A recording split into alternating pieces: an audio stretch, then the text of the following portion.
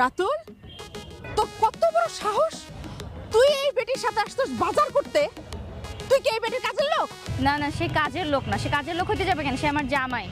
তোর যাই হোক, কিন্তু ওর এত বড় সাহস হবে কেন তোর সাথে বাজার করতে আসা?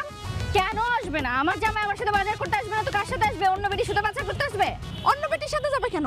ও যাবে ওর মার সাথে, কারণ আমি ওর মা। আমার ছেলে আমার সাথে বাজার করবে। এই তুই এদিকে আয়। জি না, আমার স্বামী আমার সাথেই আসবে। সারা জীবন নিজের আঁচলের তলে রেখে রেখে ছেলের তো গাধা বানাইছেন। একটু মানুষ বানানোর চেষ্টা করতেছে, ভালো লাগতেছে না? হ্যাঁ, এখন পর্যন্ত সবজি চেনে না, এটারে বলে লাউ। তুই তো কিছুই জানোস না।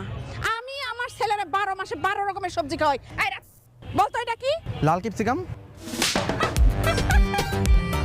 এটা এটা নাকি লাল ক্যাপসিকাম।